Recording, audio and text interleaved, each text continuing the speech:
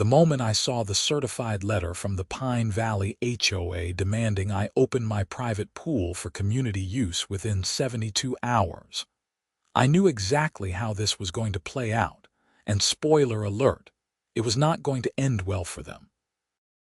My name is Harrison Olsen, and I had just moved to Pine Valley, Arizona, 3 months prior. The property I purchased was unusual, to say the least. It sat on 5 acres at the edge of the development, technically within HOA boundaries but grandfathered in from before the community was built. The previous owner, an eccentric engineer named Walter Briscoe, had built the place in 1987 with some very specific features that I was only beginning to appreciate. The house itself was modest, a 3-bedroom ranch style with adobe accents that blended into the desert landscape. What made it special was the Olympic-sized swimming pool in the backyard, and the fact that my property sat directly over the underground aquifer that supplied water to the entire Pine Valley community, including their precious community pool and clubhouse. I discovered this detail buried in the property documents about 2 weeks after closing. Walter had installed his own well with proper permits back in the 80s, and when the Pine Valley development was built in the late 90s, they had negotiated an easement to tap into the same aquifer through a connection point that, according to the survey maps, ran directly under my property. The easement agreement was a complicated mess of legal jargon, but the gist was simple. They had rights to the water, but any modifications or maintenance required my permission as the property owner. The letter I held in my hands was signed by Brenda Morrison, HOA president, and the walking embodiment of every HOA horror story you have ever heard. I had met her exactly once, during my first week in the neighborhood, when she showed up unannounced to inform me that my mailbox was the wrong shade of beige. Mr. Olsen, the letter read in that passive-aggressive tone that HOA correspondents seem to perfect. It has come to our attention that your property contains a private swimming pool that remains unused while our community pool undergoes unexpected repairs. As per HOA Bylaws Section 7.3.2, any amenity within community boundaries that could serve the collective good must be made available during emergencies. We are declaring a recreational emergency and requiring you to open your pool for community use effective immediately. Failure to comply will result in fines of $500 per day. I read it 3 times, each time finding new layers of absurdity. A recreational emergency that was not even a real thing. And the bylaw they cited did not apply to grandfathered properties, something I had verified with my real estate attorney before purchasing. I walked to my back patio, beer in hand, and looked at my beautiful pool. The water sparkled in the late afternoon Arizona sun, heated to a perfect 82 degrees. I had spent the last month getting the filtration system updated, the tiles professionally cleaned, and even installed new LED lighting that changed colors at night. This was my sanctuary, my reward for 20 years of working construction management in Seattle before deciding I needed sun and peace. My phone rang. The caller ID showed a local number I did not recognize. "Hello, Mr. Olsen. This is Brenda Morrison from the HOA board. I trust you received our letter."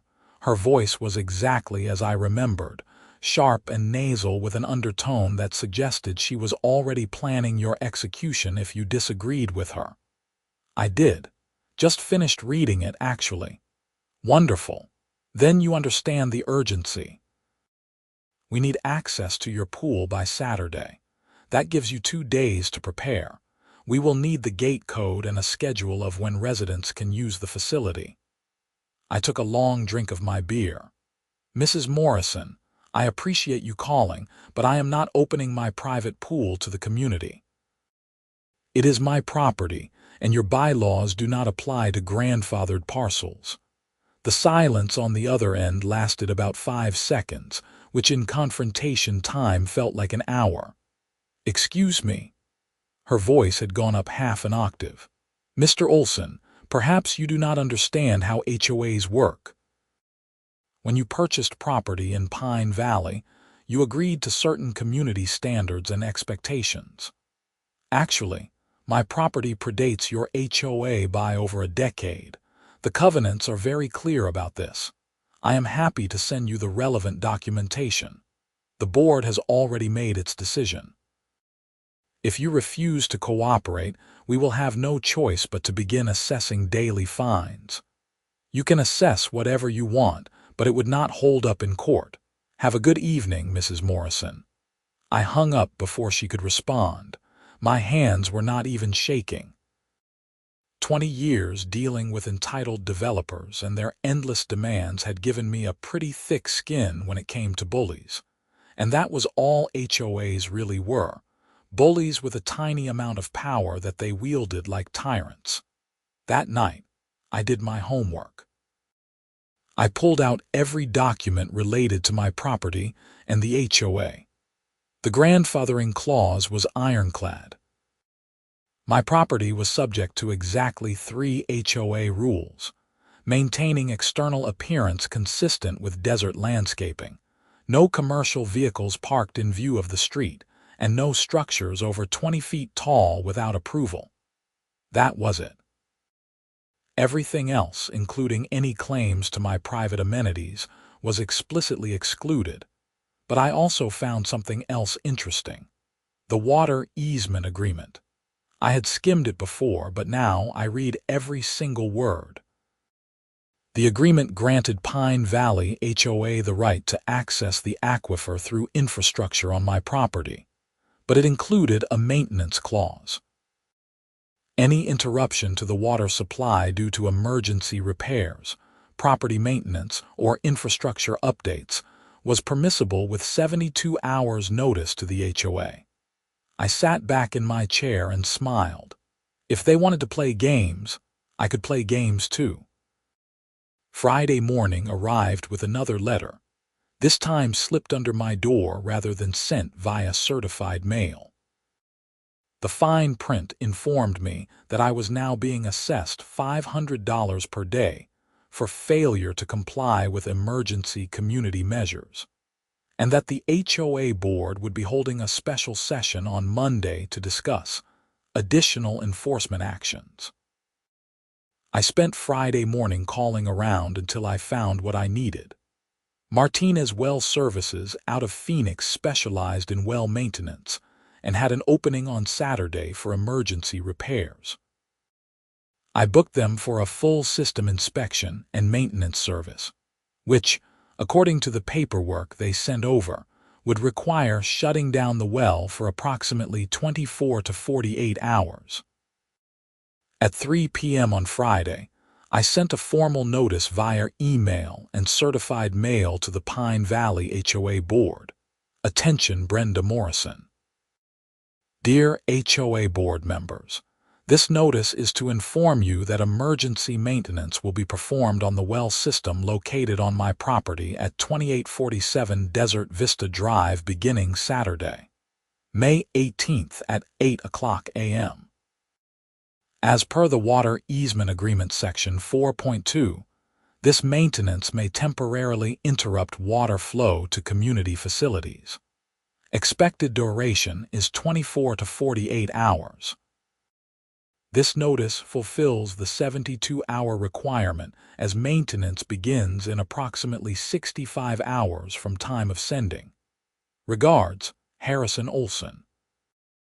I sent it at exactly 3:07 p.m. on Friday afternoon, knowing that most HOA board members would not check their email until Monday morning at the earliest.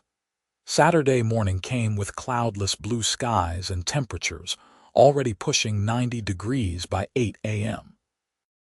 Martinez Well Services arrived right on time, 2 technicians in a white truck with all their equipment. I met them at the gate. "Mr. Olsen, I am Rafael Martinez. We spoke on the phone. Thanks for coming out on such short notice. The well house is around back. No problem. You mentioned you wanted a full system inspection. That is right. The property is over 30 years old and I want to make sure everything is up to code and functioning optimally. Raphael nodded, all business. Smart move. A lot of these older wells develop issues that people do not notice until there is a major failure. We will need to shut down the system while we work. You got water stored in the house. Filled every container I own yesterday. Perfect. Let's get started. I showed them to the well house, a small concrete structure near the back of my property. Inside was the well head, the pump system, and the junction where the community water line connected. Raphael and his partner, a younger guy named Tom, immediately got to work. Around 9:30, I was sitting on my back patio when I heard the banging on my front door. It was not knocking. It was full-fisted pounding like the police serving a warrant. I took my time walking through the house. The pounding continued. When I opened the door, Brenda Morrison stood there flanked by two other people I recognized from the neighborhood. Brenda was exactly what you would picture. Mid-50s, severely cut blonde hair with highlights, designer athleisure where that probably cost more than my monthly truck payment, and an expression that suggested someone had personally offended her by existing. To her left was Gary Fletcher, board treasurer and proud owner of a small accounting firm. To her right was Diana Robertson, board secretary and self-proclaimed community wellness advocate, whatever that meant. Mr. Olsen. Brenda's voice could have stripped paint. What have you done? Good morning, Mrs. Morrison. How can I help you? Do not play games with me. The community pool has no water pressure. Our maintenance man says the supply line is dead. What did you do? I leaned against my doorframe, the picture of relaxed. Oh, that. Yes, I sent notice yesterday. I am having maintenance performed on my well system. Should be back up in a day or two. You cannot do that. Deanna jumped in, her voice shrill. It is the middle of summer. People have pool parties planned. The kids need somewhere to swim. I absolutely can do that. The easement agreement specifically allows for maintenance interruptions with proper notice, which I provided. Brenda's face had gone from pink to red. You sent that notice yesterday afternoon, knowing full well no one would see it in time. I sent it 72 hours before your pool would be affected, which was the requirement. Not my fault if your board does not monitor communications on weekends. This is retaliation, Gary said, speaking for the first time. His voice was quieter than the women but carried an edge. You are punishing the community because we asked you to share your pool. You did not ask. You demanded, illegally I might add, and threatened fines. I am simply maintaining my property. The fact that it inconveniences you is coincidental. Coincidental, Brenda practically shrieked the word. You are a spiteful, petty little man. We will sue you for this. We will put a lien on your property. We will make your life in this community absolutely miserable. I straightened up, my voice dropping to something colder. Mrs. Morrison, get off my property. If you want to discuss this further, have your HOA attorney contact mine. Otherwise, I suggest you focus on explaining to your community why the board tried to illegally commandeer private property instead of properly budgeting for pool repairs. For a moment, I thought Brenda might actually take a swing at me. Her hands clenched into fists, and she took a half step forward before Gary put a hand on her arm. Let's go, he said quietly. This is not productive. They left, Brenda throwing one final glare over her shoulder that could have melted steel. I watched them march back down my driveway, then returned to my patio where I could oversee the well work and enjoy the show. By noon, my phone had 17 missed calls from various numbers. The community Facebook page, which I had joined out of curiosity but never posted on, had exploded with activity. Someone had created an emergency thread about the pool situation, and the comments were flowing fast. Does anyone know what is going on with the community pool? No water at all. I heard it is that new guy at the edge of the development. He shut off the water on purpose. Why would he do that? What a jerk. My kids were supposed to have their pool party today. This is unacceptable. A few people tried to defend me, or at least ask for the full story, but they were quickly drowned out. Brenda herself posted around 1 p.m. Dear Pine Valley residents, due to a selfish and vindictive action by a resident who refuses to support community values, our pool is temporarily without water. The board is exploring all legal options. We ask for your patience during this difficult time. Remember, we are a community, and we must stand together against those who put their own interests above the collective good. It was a masterpiece of manipulation. She had not mentioned the illegal demand they made or the fact that my maintenance was completely legitimate. She had simply painted me as the villain and herself as the defender of community values. I screenshot the post for my records and kept drinking my beer. Raphael found me around 3 p.m. Mr. Olsen, can you come take a look at something? I followed him to the well house. Inside, Tom had several components disassembled on a tarp. What's up? Your pump assembly is in rough shape, Raphael said, pointing to a corroded piece of equipment. See this. The seals are degraded and you have got calcium buildup throughout the system. It is working now, but you are probably 6 months away from a major failure. Can you fix it? We can replace the damaged components, but I am going to be honest with you. A full replacement would be smarter long term. This system is original to the property. It has served its time. How much are we talking? Raphael pulled out his tablet and did some quick calculations. Parts and labor for a full pump replacement, new seals, updated filtration. We are looking at around $8,000. But it would give you a modern, efficient system that would last another 20 years minimum. And if I do the full replacement, how long would you need to shut down the system? Probably 3 days total. We would need to order some parts, but I can have my supplier rush them. We could start Monday and have you back online by Thursday morning. I thought about it for maybe 10 seconds. Do it. Full replacement. Send me the invoice and let's get it scheduled. Raphael looked surprised. You sure? That is a big expense. I am sure.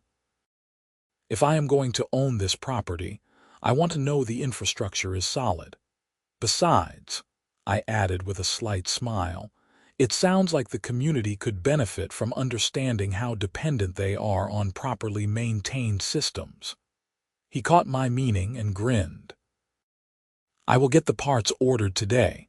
We can start Monday morning if that works. Perfect. That evening, another letter appeared under my door. This one was from the HOA attorney, a firm called Preston and Associates out of Scottsdale.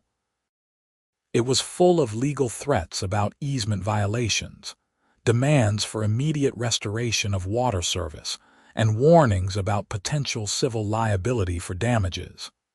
I forwarded it to my own attorney, David Chen, who I had kept on retainer specifically for HOA issues. He called me back within an hour. Harrison, this letter is garbage. They have no standing whatsoever.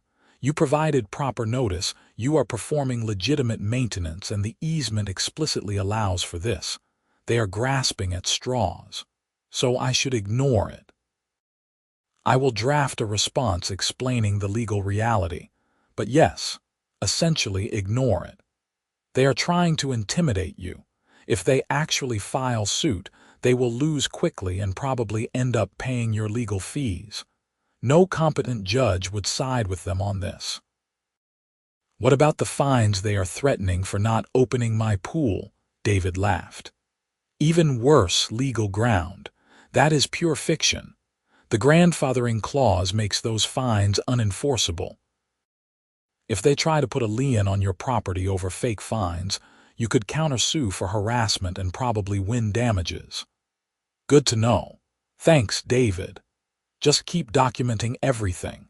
Save every letter, every email, every communication. If this escalates, we want a clear record. Sunday morning brought a new development. I was doing my usual coffee on the patio routine when I noticed a small crowd gathering near the community pool area, which was visible from the back corner of my property. I grabbed my binoculars.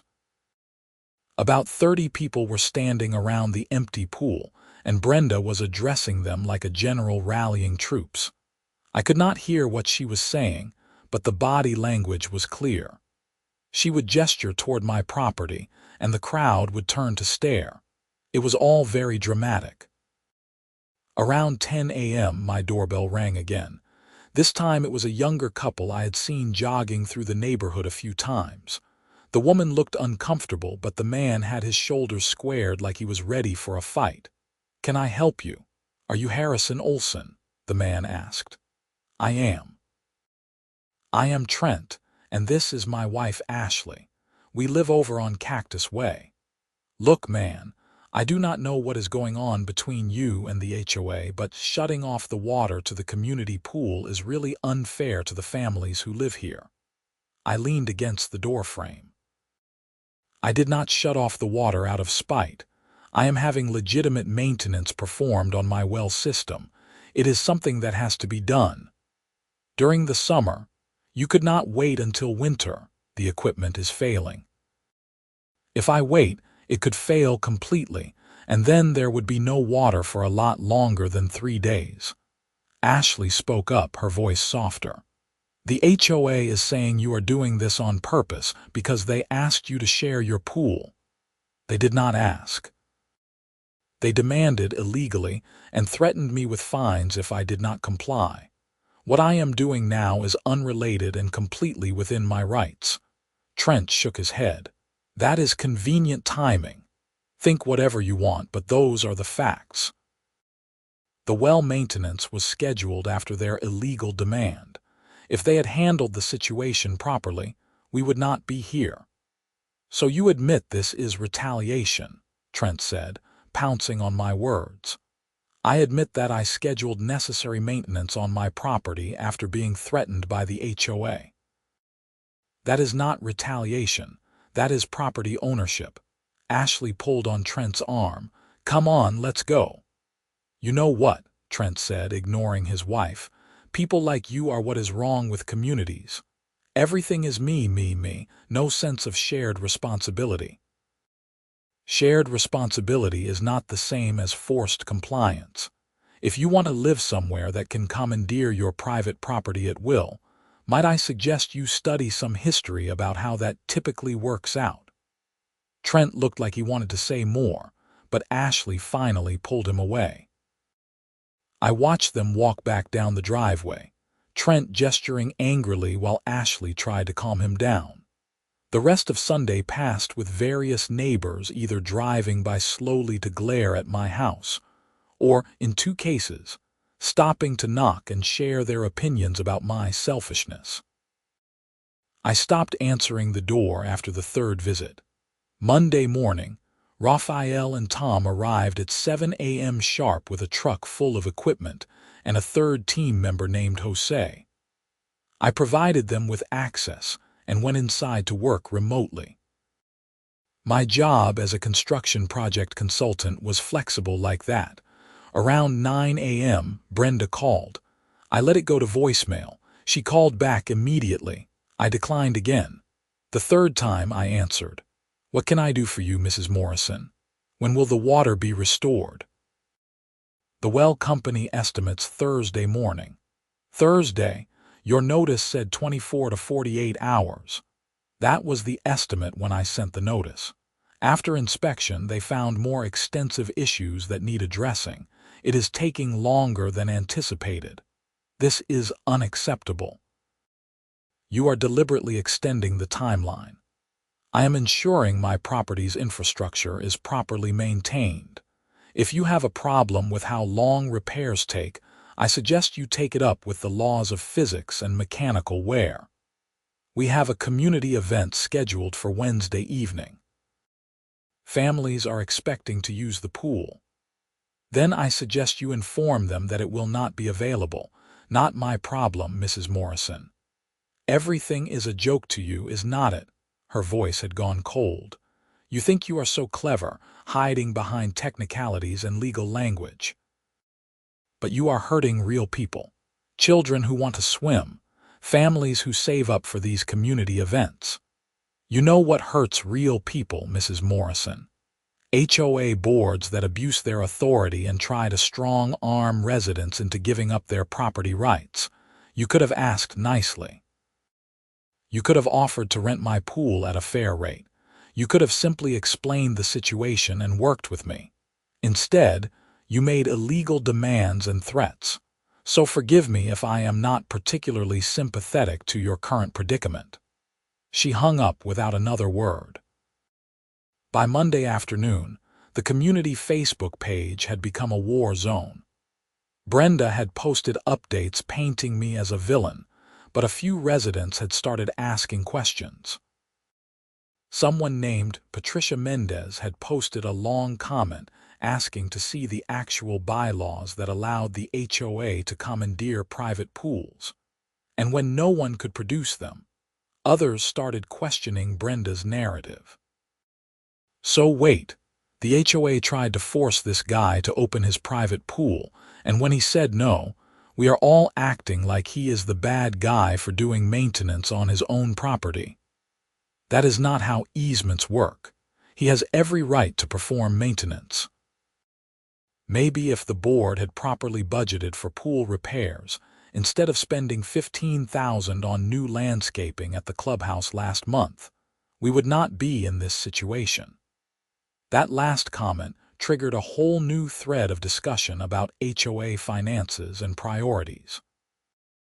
Brenda tried to shut it down by posting about divisive negativity and community solidarity, but the cat was out of the bag.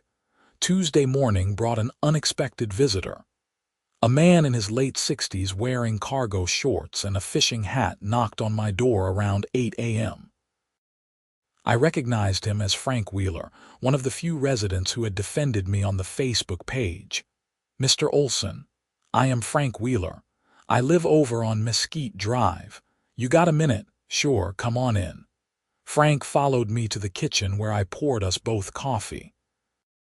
He settled into a chair with a sigh. I am not here to give you grief, he started.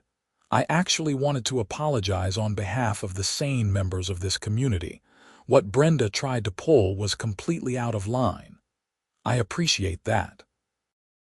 I have been in Pine Valley for 8 years now, and I have seen Brenda's true colors more times than I can count. She treats the HOA like her personal fiefdom. If you do not bow down and worship at her altar of community perfection, you are the enemy. She seems like a real piece of work. You have no idea. Frank took a long drink of coffee. 3 years ago, she tried to fine my wife for planting the wrong color roses in our front yard. Wrong color. The bylaw said desert-appropriate plants, and roses are not desert plants, but that was not her issue. She said the pink was too bright and clashed with neighborhood aesthetics. What happened? I fought it, got a lawyer involved, and eventually the board backed down. But Brenda made our lives hell for 6 months. Every tiny violation, real or imagined, we got a notice. Trash cans visible from the street for 5 minutes, fine. Car parked at a slight angle in the driveway, fine. It was relentless. Why do people keep electing her? Frank snorted. Most people do not pay attention to HOA elections. Brenda and her cronies vote for each other, and nobody else bothers to run. It is a self-perpetuating power structure. Sounds like the community might benefit from some new leadership. That is actually why I am here. Frank leaned forward. Elections are in 3 months. I am planning to run for president, and I've got a few other reasonable people willing to run for board positions. But we need to change the narrative first. Right now, Brenda has successfully painted you as the villain.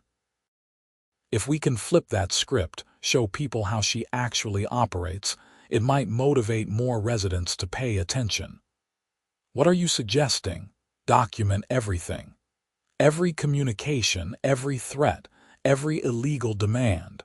When the time is right, we make it all public. Show the community who their HOA president really is. I thought about it. I have been documenting already. My attorney advised the same thing. Perfect. Look, I am not asking you to join some crusade against Brenda. But if you are willing to share evidence of how she has treated you, it could make a real difference in getting her out of power. I will think about it. To be honest, I just want to be left alone to enjoy my property. Frank stood up. Fair enough. But remember, bullies like Brenda do not stop unless someone stands up to them. You have already stood up more than most people do. Might as well see it through. After Frank left, I spent some time thinking about what he said. I had not moved to Arizona to get involved in community politics, but I also was not the type to back down from a fight once engaged. Brenda had made this personal with her threats and manipulations. Maybe it was time to return the favor. Wednesday morning, the community event Brenda had mentioned was scheduled for that evening. I could see the setup happening at the community center from my back patio. Tables, decorations, a sad empty pool that no one could use. Around 3 p.m., I decided to do something that would either de-escalate the situation or throw gasoline on the fire. I went to my garage and pulled out a large rolling cooler. I filled it with ice and about 50 bottles of water and sports drinks that I had bought specifically for this purpose. Then I loaded it into my truck and drove to the community center. The parking lot was already filling up with early arrivals. When I rolled the cooler out of my truck, people stopped and stared. Brenda emerged from the community center, building like a shark sensing blood in the water. "What do you think you are doing?" she demanded. "Bringing water for the community event. Figured since the pool is not available, people might appreciate some cold drinks. We do not need your charity." "It is not charity, it is being a good neighbor." Several families had gathered around now, watching the exchange. A little kid, maybe 7 years old, walked up to the cooler. "Can I have a blue one?" I smiled at him. "Sure thing, buddy, help yourself." "Jacob, get away from there," Brenda snapped. The kid's mother, a woman I did not recognize, looked torn between enforcing Brenda's command and letting her son have a drink on a 95-degree day. "It is fine," I said to the mother. "Really? I brought them for everyone." The mother nodded at her son, who grabbed a blue sports drink with a huge grin. That opened the floodgates. Other kids rushed over and their parents followed. Within 5 minutes, half the cooler was empty and people were actually thanking me. Brenda stood off to the side, her face purple with rage. Gary Fletcher approached her and said something I could not hear. She shook her head violently. I stayed for about 20 minutes, making small talk with residents who approached me. Most were friendly once they realized I was not the monster Brenda had portrayed. A few even apologized for believing the rumors. "I heard you were refusing to help the community out of spite," one woman named Karen said. "But Frank Wheeler told me the real story. What the board tried to do was wrong. I appreciate that. I do not want to be at war with my neighbors. I just want to be treated fairly." "Well, you have got my vote in the next election if you ever run for the board," she said with a smile. As I was loading the empty cooler back into my truck, Brenda intercepted me. We were far enough from the crowd that no one could hear us. "You think you are so clever," she hissed. "Playing the hero now. But I know what you are doing. You are trying to undermine the board's authority." Your board has no authority over my property, Mrs. Morrison. The sooner you accept that, the better off everyone will be. We will see what a judge has to say about that. Go ahead and file. My attorney is ready. Just be prepared to pay my legal fees when you lose." She stepped closer, her voice dropping to something almost feral. "You have no idea who you are messing with. I have connections in this town. I can make your life very difficult." "Is that a threat?" "It is a promise." I looked her dead in the eye. "Mrs. Morrison, I have dealt with people far more intimidating than you. Developers who played with millions of dollars and had actual lawyers on retainer. You are a small-time tyrant in a suburban HOA. You do not scare me. Now, if you will excuse me, I am going to go home and enjoy my pool." I drove off, leaving her standing in the parking lot. In my rearview mirror, I could see her on her phone, probably calling Gary or Deanna to rant about me. Thursday morning, Raphael knocked on my door at 7 a.m. "We are all done, Mr. Olsen. Want to see the new system?" I followed him to the well house. The transformation was impressive. Where before there had been corroded, aging equipment, now there was a sleek modern pump assembly with digital controls and pressure gauges. "This is beautiful work," I said, genuinely impressed. "Thanks. You are set for the next 20 years minimum. Better flow rate, more efficient, and we installed automatic shut-offs in case of any leaks or pressure issues. It is a smart system now. When can I turn it back on?" "Already done. We fired it up about 20 minutes ago. Everything is running perfectly. Water pressure should be back to normal throughout your property and, presumably, the community facilities." I shook Raphael's hand. "I cannot thank you enough. Send me the final invoice." "Already did. Email should be in your inbox." After they left, I walked my property line checking water flow. My pool filtration was running smoothly. My outdoor shower had full pressure, and everything was working better than before. I sent a formal email to the HOA board informing them that the maintenance was complete and water service was restored. Brenda's response came within 10 minutes. "Mr. Olsen, this incident has caused significant disruption and distress to our community. The board will be discussing potential actions against you at our next meeting. You will be receiving formal notification of these proceedings." I forwarded it to David Chen with a note. "They are going to try something. Be ready." His response: "Let them try. We are in a great position legally." The next HOA board meeting was scheduled for the following Tuesday evening. I received a formal notice on Friday that my conduct and violations would be discussed, and that I was invited to attend and present a defense. The notice came via certified mail and email, very official looking. I called David. "They are hauling me before the board. You available Tuesday night?" "Absolutely." "What time?" 7 p.m. at the community center. I will be there. This should be entertaining."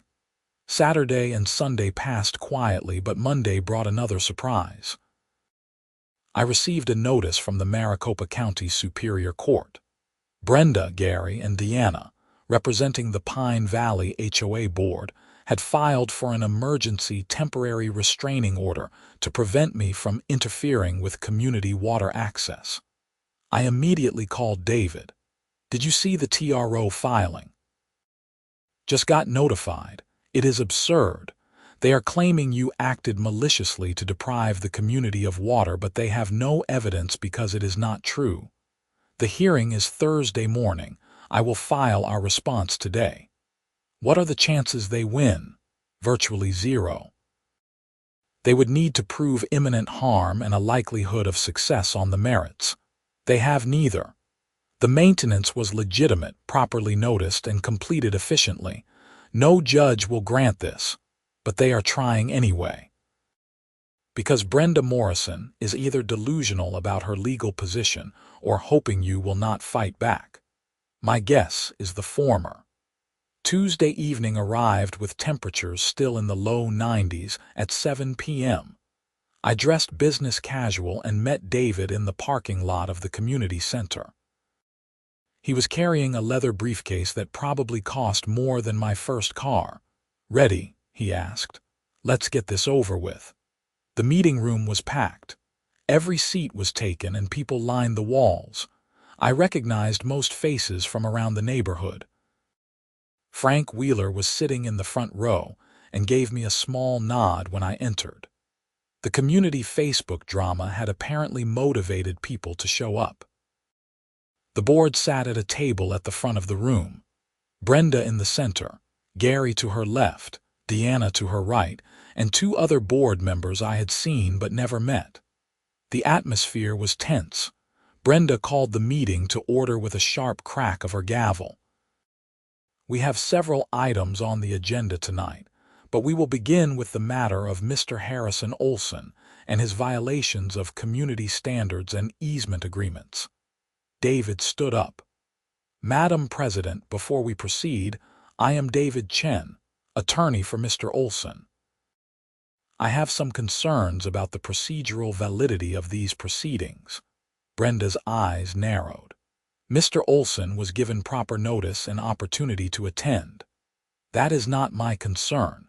My concern is that the HOA board is attempting to adjudicate matters that are currently before a court. You have filed a TRO against my client. It is inappropriate to also hold internal proceedings on the same issues while litigation is pending. We have every right to enforce our bylaws. You have the right to enforce valid bylaws against properties that fall under your jurisdiction. Mr. Olsen's property is grandfathered and exempt from most HOA regulations. Furthermore, the easement agreement explicitly allows for maintenance interruptions with proper notice, which was provided. There is no violation to enforce." Murmurs rippled through the crowd. Brenda banged her gavel. "Order. Mr. Chen, you will have an opportunity to present Mr. Olsen's defense when called upon. There is nothing to defend against. This is harassment, and it is creating a hostile environment for my client." "Are you accusing this board of harassment?" Gary interjected, his voice sharp. "I am stating a legal fact. You have demanded access to private property, threatened illegal fines, filed a frivolous restraining order, and are now holding what amounts to a show trial. Yes, that constitutes harassment." The room erupted in conversation. People were whispering, some loudly agreeing with David, others defending the board. Brenda banged her gavel repeatedly. "If you cannot maintain decorum, Mr. Chen, I will have you removed from this meeting." "On what authority? This is a voluntary community meeting, not a court of law." "You have no power to remove anyone." Brenda's face went through several shades of red before settling on crimson. "We will take a 5-minute recess." The board huddled in the corner while the crowd buzzed with conversation. Frank Wheeler made his way over to us. "You are killing it," he said to David with a grin. "I have never seen Brenda this rattled." "She should be rattled," David replied. "She has put the HOA in a terrible legal position. If they do not back down, they could be personally liable for harassment and abuse of process." Brenda reconvened the meeting. "After consultation with the board, we have decided to table the discussion of Mr. Olsen's conduct pending resolution of the court matter. However, we want it noted for the record that this board takes community water access very seriously, and any future disruptions will not be tolerated." "Noted for the record that you have threatened my client," David said calmly. "Again, that was not a threat. It absolutely was.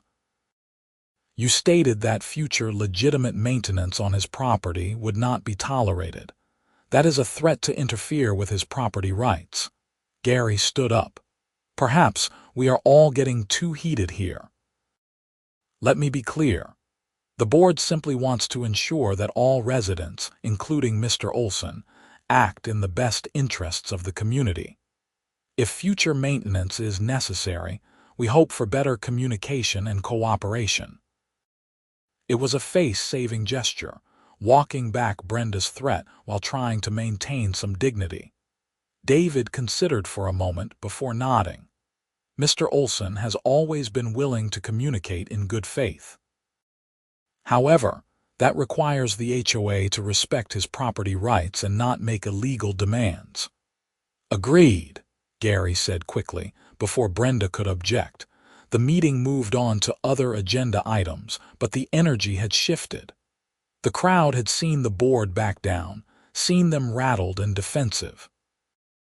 As we left, several residents approached me to shake my hand or offer support. "That was something else," one man said. "I have been dealing with Brenda's nonsense for 5 years. Nice to see someone finally stand up to her." Outside, David packed his briefcase back into his car. "That went better than expected. They are on their heels now." "What about the TRO hearing Thursday?" "I will move to dismiss based on mootness and abuse of process. The maintenance is complete, water is restored, there is no emergency to restrain. The judge will see through it."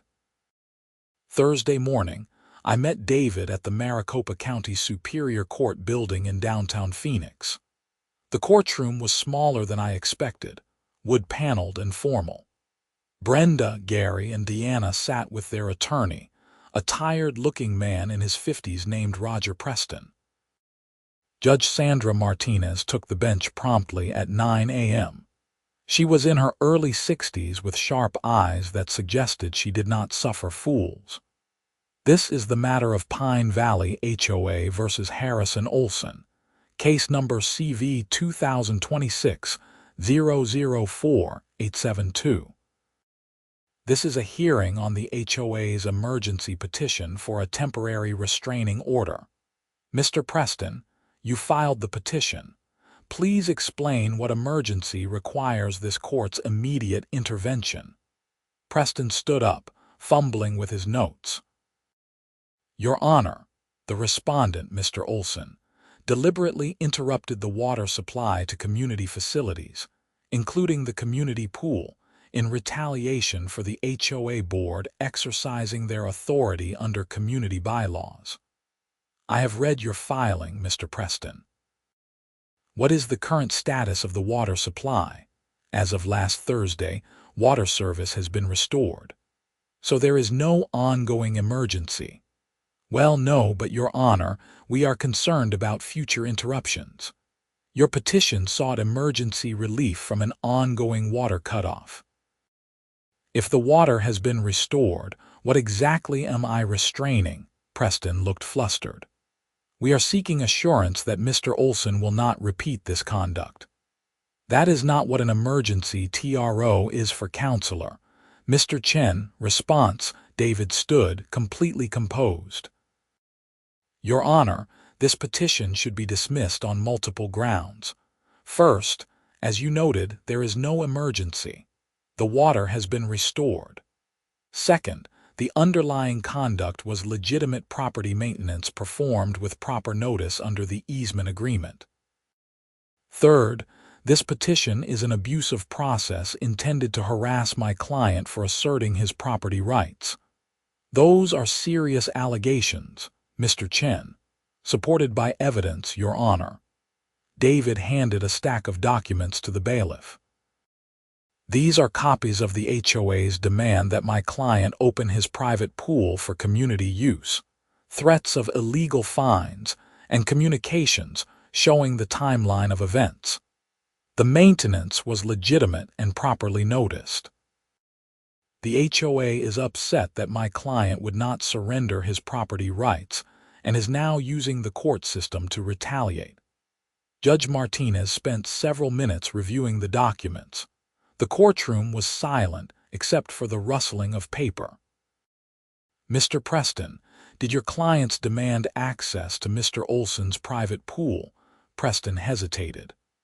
"The board believed they had authority under an emergency provision in the bylaws. Did they have such authority?" "That is a matter of interpretation, Your Honor." That is a lawyer's way of saying no. Judge Martinez looked back at the documents. And I see here that Mr. Olsen's property is grandfathered from most HOA regulations. Is that disputed? The board believes that certain community-wide emergencies override the grandfathering clause. Based on what legal authority?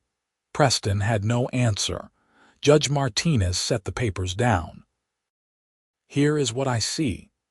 An HOA board made demands it had no authority to make, threatened fines it had no power to assess, and when the homeowner performed legitimate maintenance on his property, filed an emergency petition claiming retaliation.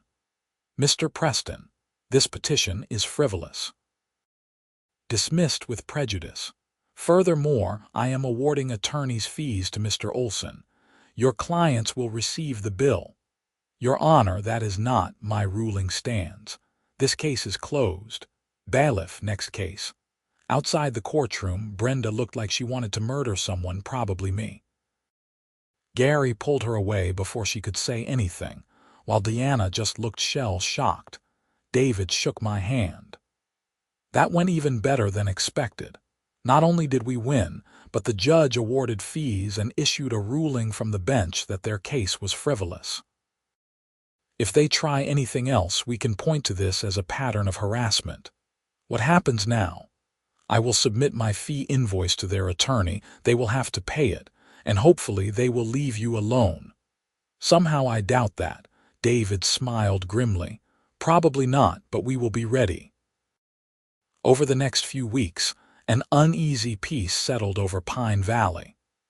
The community pool was repaired and reopened, and the HOA board went conspicuously quiet. No more letters, no more threats, no more emergency meetings about me. But Brenda had not forgotten. I would see her occasionally around the neighborhood, and the look she gave me could have melted glass. Gary and Deanna avoided me entirely, but Brenda always made a point of staring, as if her hatred alone could drive me away. The community Facebook page had become more active with residents questioning board decisions. Frank Wheeler had started posting regularly about HOA finances and was building support for his election campaign. Several other residents had announced they were running for board positions in the upcoming election. Then, in early August, something happened that I did not anticipate. I came home from a meeting in Phoenix to find my front gate standing open and 2 cop cars in my driveway. My heart rate spiked. I parked on the street and approached cautiously. 2 Maricopa County Sheriff's deputies were standing by my pool talking to Rafael Martinez and Tom from the Well Company. Rafael saw me and waved me over. "Mr. Olsen, thank God. These officers need to talk to you." The lead deputy, a woman named Garcia according to her name tag, turned to me. "Are you Harrison Olsen, owner of this property?" "Yes. What is going on?" "We received a report that your well system is contaminating the community water supply with chemicals. We need to inspect your equipment." My stomach dropped. That is impossible. The system was just fully replaced and inspected 6 weeks ago. "Who filed the report?" I asked. Deputy Garcia consulted her notes. "The complaint was filed by a Brenda Morrison, president of your HOA. She claims multiple residents have reported illness symptoms consistent with water contamination." "That is complete nonsense," Rafael interjected. "I personally installed this system. It is brand new, fully permitted and inspected by the county. There are no chemicals used in well water treatment at this site." "Can we verify that?" Garcia asked. "Absolutely. I have got all the permits and inspection records in my truck." Tom grabbed the file. While Tom retrieved the paperwork, I called David Chen. He answered on the second ring. "David, I have got sheriffs at my house investigating a false report from Brenda Morrison about water contamination. Do not say anything without me there. Be polite. Cooperate with any legitimate inspection, but make it clear this is a false report." Already doing that. Tom returned with a thick file folder. Raphael spread the documents out on my patio table while both deputies reviewed them. Building permits, county well inspections, water quality certifications, everything was in order. Deputy Garcia compared the paperwork to something on her phone. These inspection records are valid. County database confirms everything checks out. So the complaint was false, I said. Appears that way, but we still need to follow up on the illness claims. Do you have contact information for residents who supposedly got sick? I do not, but I bet Mrs. Morrison does. Garcia called the number from the complaint report. I could not hear Brenda's side of the conversation, but I could imagine it. Mrs. Morrison, this is Deputy Garcia with Maricopa County Sheriff. I am following up on your contamination report. Can you provide the names and contact information for the residents who reported illness? I see. No, madam, I need actual names and documentation. That is not sufficient for an investigation. Madam, filing a false report with law enforcement is a crime. I understand your concerns, but without evidence of actual contamination or illness, there is no case to investigate. Garcia hung up and turned to me. She could not provide any names or documentation. Claims it was anonymous reports through the HOA suggestion box. Because they do not exist, I said. She filed a false report to harass me. That is my assessment as well. I am going to note this in my report. If she files future complaints without evidence, she could face charges for making false reports. After the deputies left, Raphael and I sat on my patio. He looked angry. That woman tried to destroy my company's reputation, he said. If that false report had stuck, it could have cost us our contractor's license. I am sorry you got dragged into this. Not your fault. But I am going to document everything that happened today. If she tries this again, I will file a complaint with the county. That evening, I sent a detailed email to David explaining what happened. His response was immediate. This crosses a line. Filing false reports with law enforcement is not just harassment, it is criminal. Forward me Deputy Garcia's contact information. I want a copy of that report. The next morning, the community Facebook page exploded. Someone, probably one of the deputies or a neighbor who had witnessed the police cars, had posted about the incident. Within hours, residents were demanding answers from the board. Did the HOA file a false police report against a resident? This is insane. Brenda has gone too far. We need an emergency board meeting to discuss this. Frank Wheeler posted a long statement calling for Brenda's immediate resignation and outlining the pattern of harassment against me. It included dates, documented incidents, and references to the court's dismissal of the TRO as frivolous. This is not how community leadership should operate, Frank wrote. This is abuse of power, harassment, and potentially criminal behavior. Brenda Morrison needs to step down immediately, and the board needs to issue a formal apology to Mr. Olsen. The post got over 200 comments in less than a day, most of them agreeing with Frank. A few die-hard Brenda supporters tried to defend her, but they were overwhelmed by residents who were fed up. Brenda tried to respond with her own post claiming she was protecting the community from potential hazards and had acted in good faith based on resident concerns. Nobody was buying it. 2 days later, I received a formal letter from Roger Preston, the HOA's attorney. It was not what I expected. Dear Mr. Olsen, effective immediately, I am withdrawing as legal counsel for the Pine Valley HOA Board. The board's actions have put me in an untenable ethical position, and I can no longer provide effective representation. I recommend you consult with your own attorney regarding potential civil claims. Regards, Roger Preston, Esq. I forwarded it to David, who called me immediately. Their attorney just quit. That is huge. It means he thinks they have crossed ethical or legal lines that he cannot defend. So what do? We file a lawsuit. Harassment, defamation, abuse of process, intentional infliction of emotional distress, and anything else I can think of. We go after Brenda, Gary, and Diana personally, not just the HOA. When board members act outside their authority or maliciously, they lose the protection of the organization.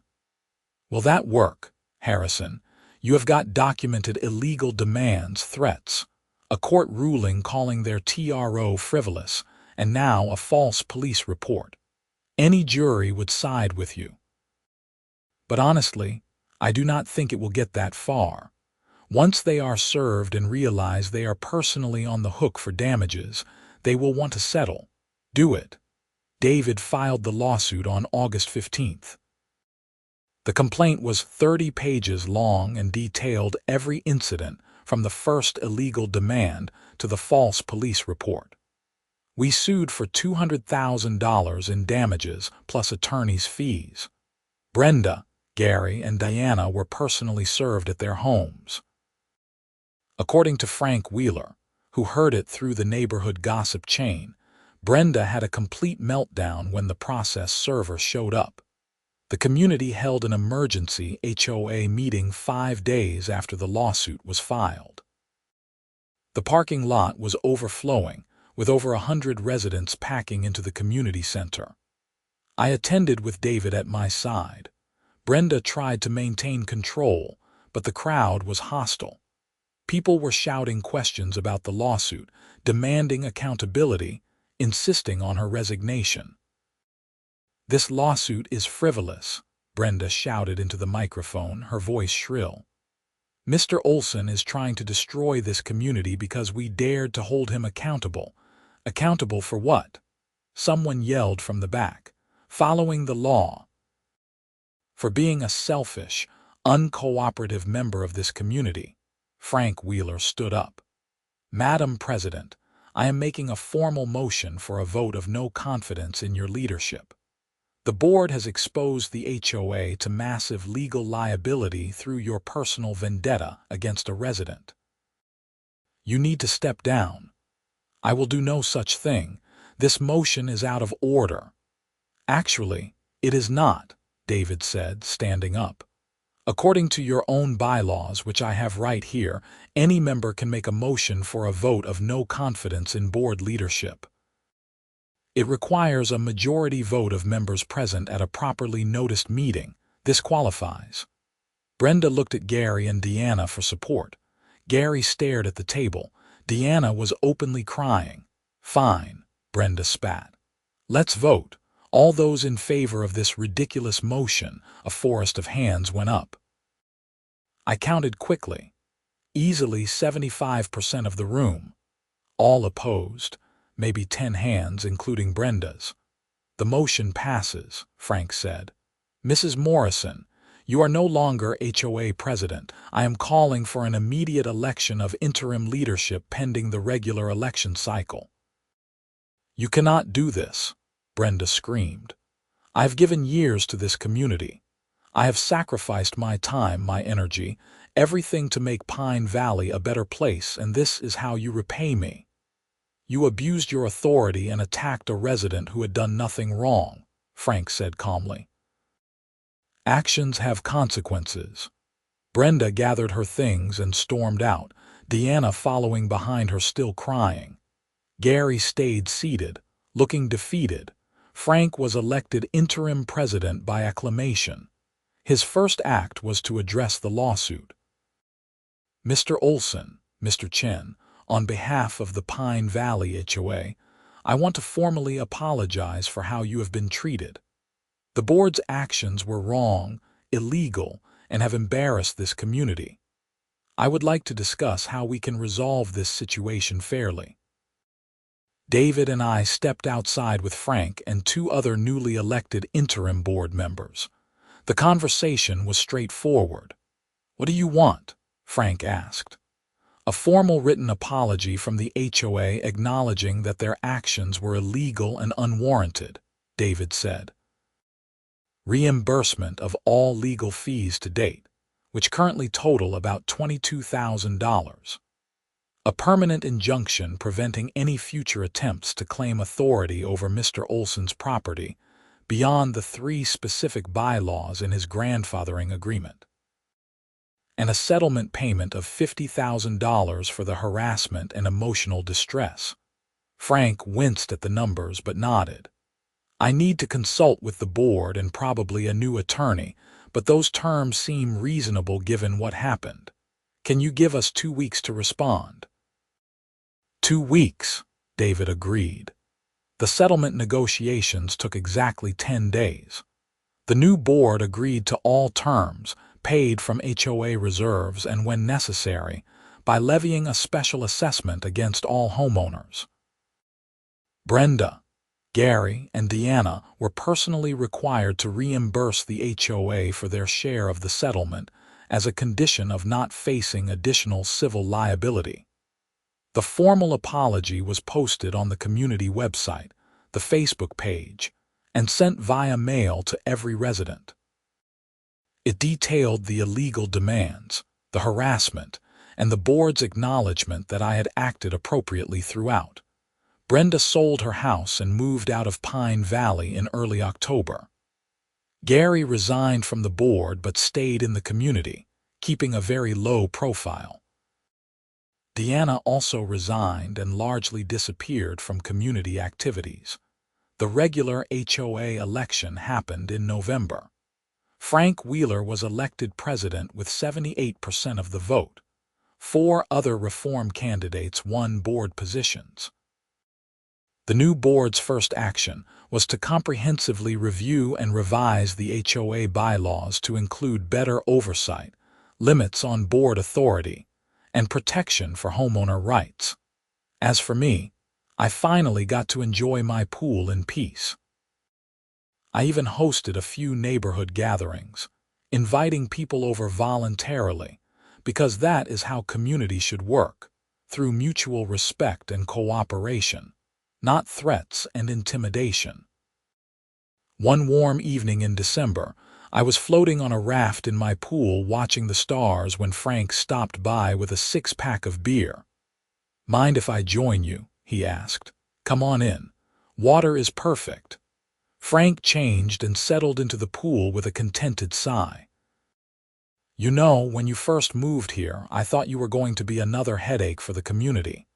Outsider, big property, not interested in participating. What changed your mind? You stood up to a bully. Most people just cave to Brenda because it is easier. You fought back, and you were right. That matters.